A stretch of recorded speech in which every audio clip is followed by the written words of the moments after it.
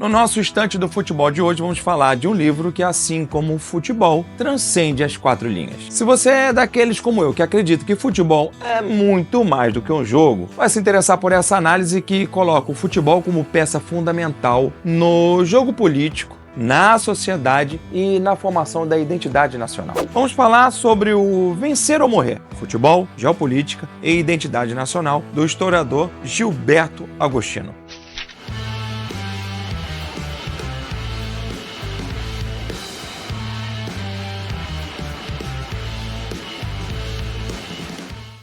Antes da gente começar a resenha dessa obra, vamos falar um pouquinho do autor deste livro, Gilberto Agostino. Ele se formou em História pela UERJ e fez parte do Laboratório de Estudos Presentes da UFRJ. Infelizmente, faleceu jovem, aos 38 anos, em um acidente de automóvel. Mas, apesar disso, sua obra deixou um legado muito interessante, principalmente no campo das interseções entre futebol e política. Vencer ou Morrer é um desses trabalhos mais notáveis. E aqui ele mostra como o futebol, esse esporte tão amado, pode ser usado como ferramenta política ao longo do curso da história. O livro Vencer ou Morrer é dividido em 6 capítulos e Agostino nos leva a diferentes épocas e locais, mostrando como o futebol sempre esteve entrelaçado com as agendas políticas dos governos. Neste livro, ele é simples e direto, sem firulas acadêmicas. Mesmo quem não é estudioso pode pegar este livro e entender perfeitamente o que ele está falando, e entender um pouquinho da história dos nossos tempos, principalmente do século XX para cá.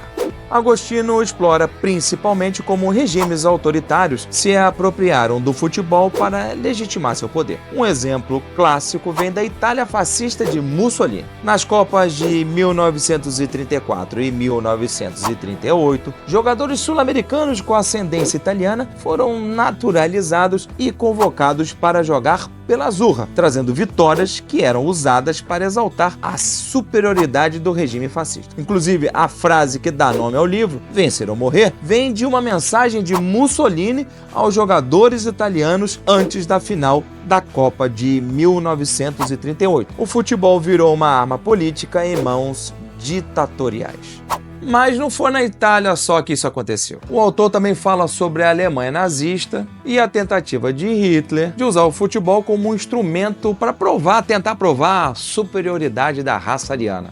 Mas, ironicamente, um time ucraniano chamado Start FC, formado por jogadores mal alimentados e sem treinos regulares, derrotou o time da Luftwaffe, que era a aposta propagandista do regime. E o futebol também foi usado por regimes totalistas, socialistas também. No terceiro capítulo, Agostino mostra como o esporte era usado de forma ambígua na União Soviética na época do regime ditatorial de Stalin. Se por um lado era considerado uma distração burguesa, por outro servia como uma forma de aproximação com outros países. O livro também fala sobre times como o Dínamo de Moscou, ligado à polícia secreta soviética, e o Spartak, sustentado pelas cooperativas. Além disso, a narrativa segue o impacto de jogadores como Puskás e as conquistas de times do leste europeu, como o Steaua Bucareste e o Estrela Vermelha. Na América Latina, o futebol também teve o seu papel político destacado. Mas antes de falar deste cenário que nos é bem próximo, nós brasileiros, e se você chegou aqui pela primeira vez, chegou via buscas do YouTube, buscas do Google, você chegou no lugar certo. Aqui é o Futebol Social Clube, eu sou André Carvalho e vou conduzir você a histórias interessantes sobre o futebol, seleções e literatura. Eu acho que falta aqui na rede do YouTube a gente falar sobre literatura, e o futebol é capaz de produzir literatura muito importante. Então, se você já está gostando, não se esqueça de fazer a inscrição aqui no canal e acionar o sino das notificações.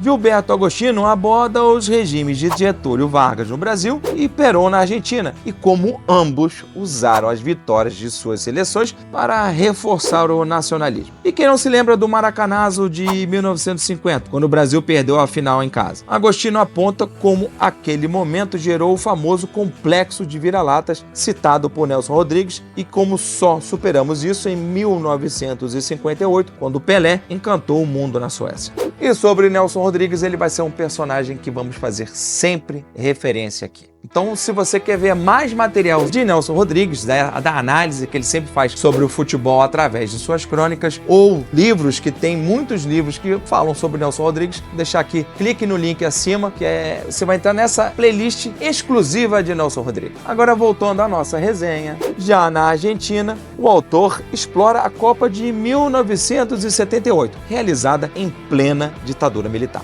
A vitória da seleção argentina serviu como uma grande ferramenta de propaganda para um regime que enfrentava acusações de violação dos direitos humanos, desviando a atenção da população a respeito dos desaparecimentos e dos protestos também. Na África, o futebol foi usado para promover a unidade nacional em países recém-independentes, divididos antes por tribos rivais. Um exemplo emblemático é o caso da Argélia, onde jogadores profissionais abandonaram a França para defender seu país, tanto no futebol quanto na Guerra da Independência.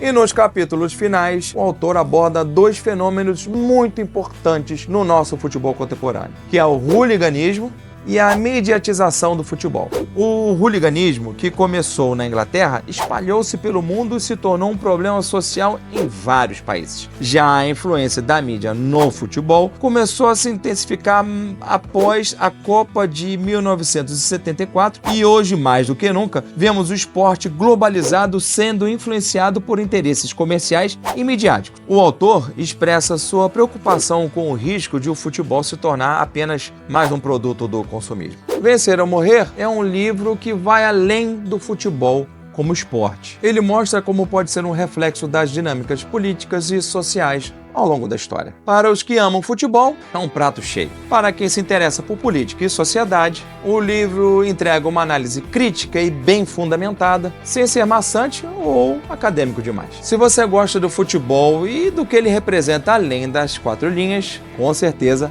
vai ser uma boa leitura. Deixe nos comentários se você já leu esse livro, leu algum outro abordando uma temática similar e o que você achou desse vídeo. E, de repente, você vai deixar também alguma sugestão de literatura sobre futebol. Antes de me despedir, peço para que você deixe o seu like se você gostou desse vídeo e também faça a inscrição se ainda não fez. É uma excelente jogada participar aqui do Futebol Social Clube, porque afinal de contas o futebol é muito, mas muito mais do que um jogo. Um abraço e até a próxima.